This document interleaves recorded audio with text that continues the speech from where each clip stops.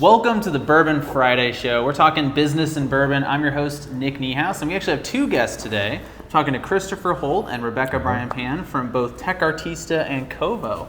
So Christopher, welcome to the show. Thanks for having me. Yeah, Rebecca, welcome back, by the way. Thank you. It's good to be back. Yeah, thanks for joining us again. So let's start off with some easy questions. So we got both of you here today. Why don't we start with you, Christopher? Tell us a little bit about TechArtista. And you guys have been around for quite a while, right? Yeah, TechArtista has been around for going on 6 years now. Time certainly flies. We opened our first location in 2014 in the Central West End. Recently, last year, added our second location with Artist Studios in the Grove. Oh, very cool. And then very recently have now added our third location with partnering with Covo down here, and a few more to come. So very cool. Okay. Well, do we want to talk a little bit about that? Because I know that's part of why we're both here today. So what's going on with this partnership between the two of you? Yeah.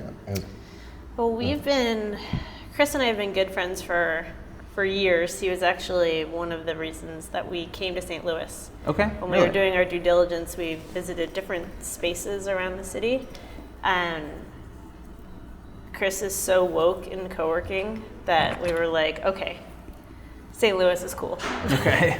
We don't know it from anything. We did a nationwide search. Sure. But we were really impressed with the caliber of co-working that Chris had going on, and it was one of the factors. And we got off to a pretty strong start. A little bit of trouble with the city and the historical department, and a little bit of pipes freezing and bursting and things like that. Yeah, right. It sounds like about right for St. Louis. Had a really cool coffee shop. We have the cocktail bar. We have an amazing community that we've built. But we ran out of money. Was really the main complication. And so we started to look at, okay, well, what do? We don't want to close. We spent 10,000 plus hours building this amazing space, yeah. Space, and the community is great. Oh, yeah. And so we started looking at options, and at a conference in Denver, actually, that Chris and I were both at. We're both part of this thing called Lexi, which is the League of Extraordinary Co-working Spaces. Okay. We're the only two in St. Louis. And I was talking to Chris about my woes. And he was like, well, maybe I can help. And that started the conversation. Yeah, then we spent kind of 6 months trying to figure out how to make things work. And after that, we were able to come in and take over and acquire the property, which helped just as far as bringing in a new capital partner who was interested in putting in the next phases of investment to kind of get this through to the final vision. Which the crazy thing too is, all things considered, everything is really has been and continues to go really well as far as the community here and the everybody that's working out of here and what the space is bringing into the larger ecosystem.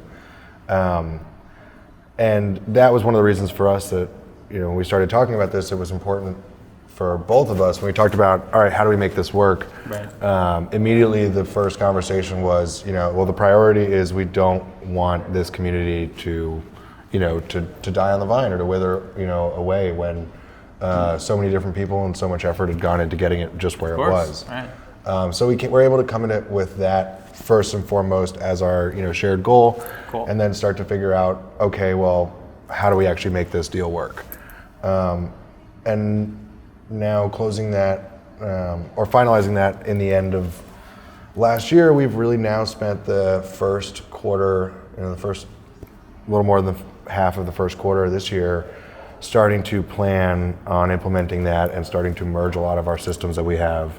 Gotcha. Okay. One of the really cool things about this is that we're building just one network. The existing spaces we've already had are plugging in seamlessly with the community down here and vice versa. Mm-hmm. TechArtista and Covo members have reciprocal access to all the buildings in the network. So for that same price of $125 a month for the drop-in rate, or $50 a month if you're a student, come see us. Yeah, nice. You get multiple buildings all throughout the city that you have 24/7 access to. Really? Okay. So the goal is really just to help build more cohesion across these networks. We tend to be very like neighborhood focused and a little more split apart in the city. So our hope is just to, build off of this to continue to create something that is a region-wide network, of people who are, movers and shakers throughout St. Louis. It's been really cool to see on this trip. So this is my first trip here since we finalized the deal in mid-December. Okay. And being here and meeting a TechArtista member yesterday, who's the owner of the pie pizza shops and some other things in town. It was just like, it's happening. The communities are starting to connect and coalesce, which is really cool. That's great. That's very good. And yeah. I mean, I think, this idea too is something that, for me, just this reciprocal membership is something that I first kind of, picked up through Lexi, the network that we're all a part of, such that, all of our members, TechArtista and Covo members, have access to over 100 spaces around the world through this Lexi network that introduced us. And even though for a lot of people, yes, you might not be using regularly, the ability to go to a co-working space in Bali or Mexico City, Right.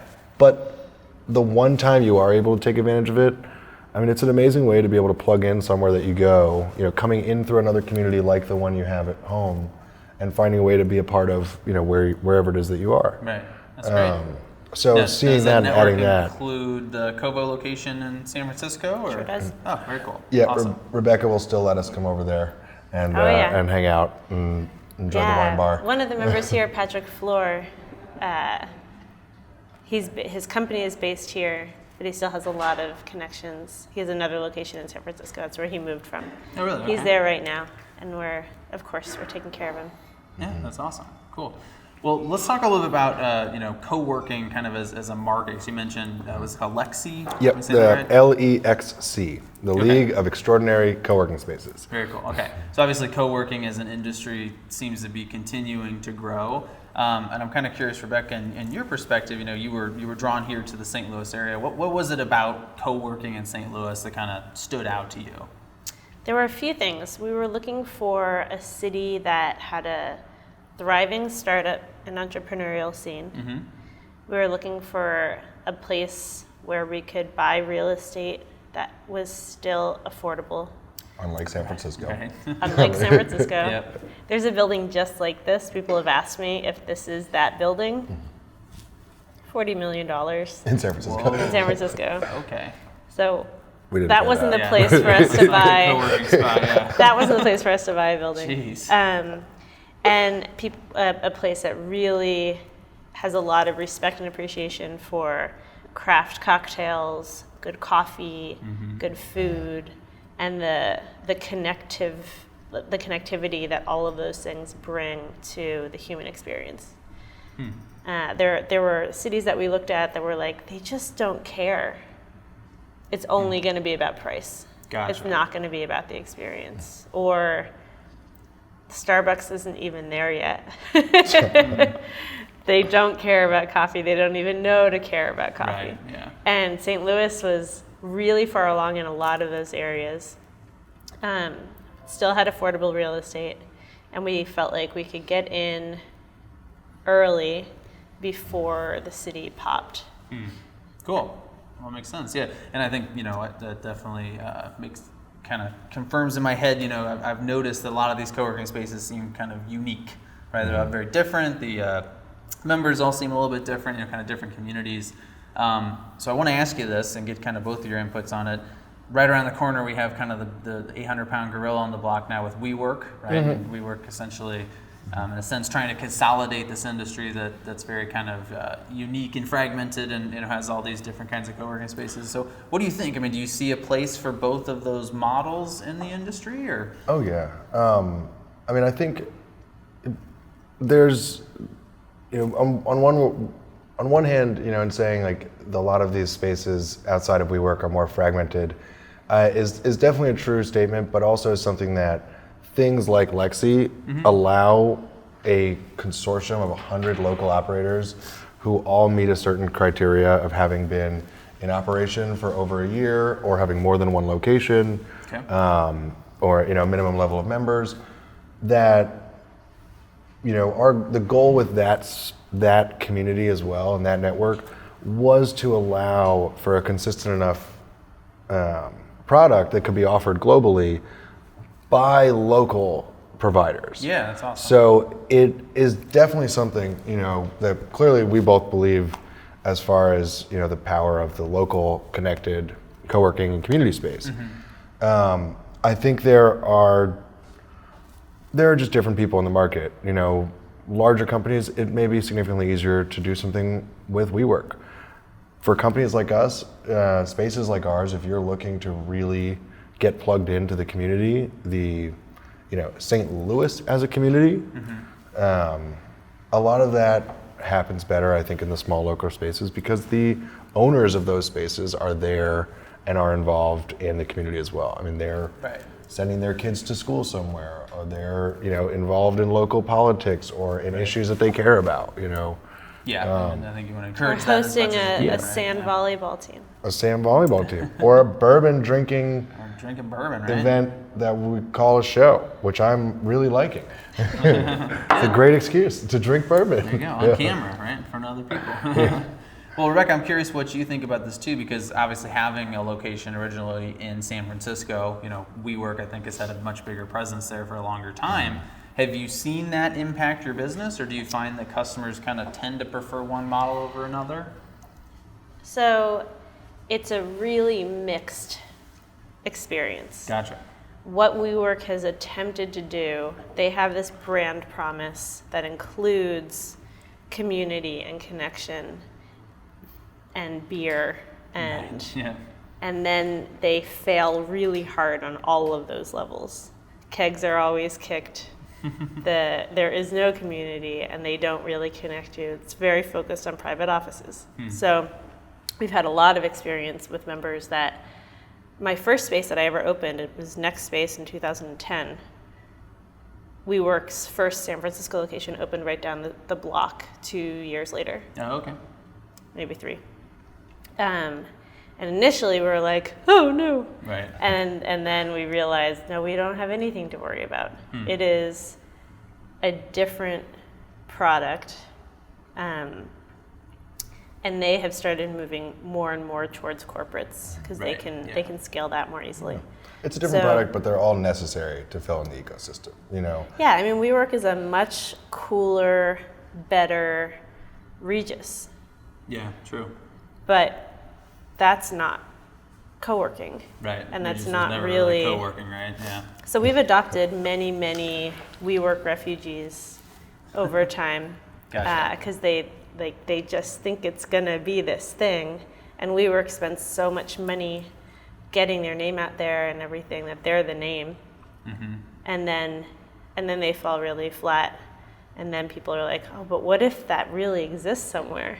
And then they find us and they're like, it does. Yeah. So I'm home. it's mostly been a positive. That we do have a couple of folks, friends in the Lexi network, who have experienced really predatory practices by WeWork. Really? Okay. Camping out in front of their spaces, building a whole parklet in front of their spaces and handing out 6-month, 12-month free coupons. A lot of the people, the founding members of Lexi, I mean, really are the original people who were doing co-working across Creators of co-working, right? across the U.S. And not just the U.S. actually. I mean, most of the started in the founding US. team was there, but as far as And the people Australia. who came on early, Hub is what I was thinking of. Yeah. But these people have been doing it for a very long time. It's one of the big benefits as well for other operators and getting involved in that. I mean, like I said, without that network, without that network, Covo probably wouldn't have come to St. Louis. There wouldn't have been, another connection to this city. But also, without that network, many of us as operators, there's a lot of support that we also are able to look to the other operators for, because a lot of what we're doing here, we ask a lot of internal questions around. Because there is not necessarily the same benchmarking of this industry and of, how this system, how these types of companies might respond to different economic pressures and things like that. Mm-hmm. So it's something that, for us as a group as well, having the ability to share best practices and really just lean hard on everybody else's experience has been probably the most beneficial thing.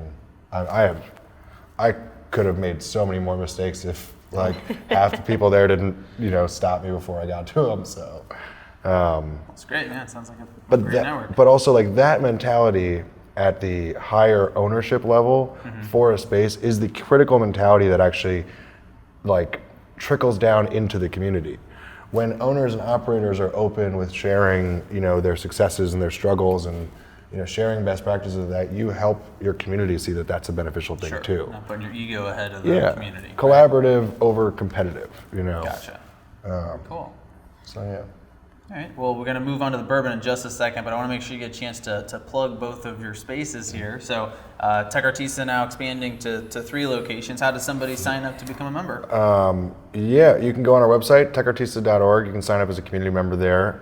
It's free. It gets you on our newsletter and stuff like that. And then if you're interested, you can reach out and we'll happily show you around our spaces. Also, 3 locations at the moment right now. Another space coming online tentatively in July on the Loop. Okay.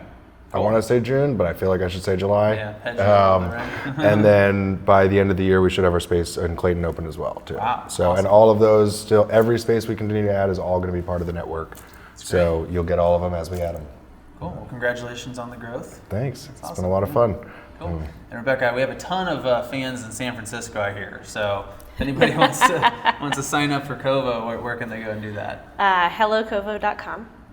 And we have a form you can check out. We can do a free day or take a tour or just get started. All right. Sounds good. Cool. Well, thank you both for joining me today. We have a couple minutes left, which means we're going to shift gears. We're going to bring Eric on the show. Eric is the founder of Bourbon Friday, and he's going to tell us what we're sipping on and why. Hooray. We're finally back. And I'm happy because I get to buy new bourbon. Oh, there you go. So this is Jefferson's Reserve Pritchard Hill Cabernet Cask finish. And a couple of reasons I brought this on, but Jefferson's Reserve, they don't actually distill their own juice, so to speak. They source it, but then they experiment with it, blending and that kind of thing. But they're pretty famous for some partnerships.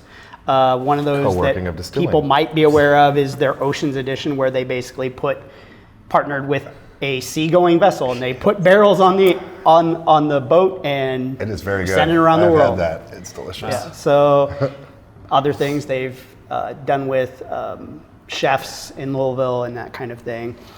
Recently, because they source, they don't have the location. They're not on a tour, but they recently partnered with Kentucky Artisan Distillery, who does have locations in Crestwood, Kentucky. And so they partnered with them, so now they actually have a location to be able to be on the tour. And because you're here from California, of course, Pritchard Hill is about 70 miles away from Covo. Mm-hmm. This comes from the Chapelette Winery. Also, one of the oldest family-owned, like Covo, wineries in California. So, I love that you bring that together and have a cohesive theme, or make it up. Yeah, and and just on a personal note, I want to say thank you. You gave us a home when we needed it, when we moved from T-Rex, and I'm looking forward to working with you and bringing Bourbon Friday to your other communities and locations throughout the year. And maybe we'll make it out to California sometime and do a Bourbon Friday from that. I'm sure Megan's like, idea. Wait, we're going to San Francisco? There you go, yeah. That's great. We could start drinking the bourbon at 2:00. That's perfect. We got to get it on the right time here for this time zone. Thinking ahead. I like it. Well, good stuff, Eric. We got a second left. We got some events coming up in the start. We do. There's only a few things next week, and there's not a ton of information about those. I think we're a little event fatigued. There were at least 4 big events yesterday. But on Wednesday of next week, there is another Brews and Breakthroughs at the Schlafly Bottle Works. This is about medical research happening here in St. Louis. Just casual conversations over beers.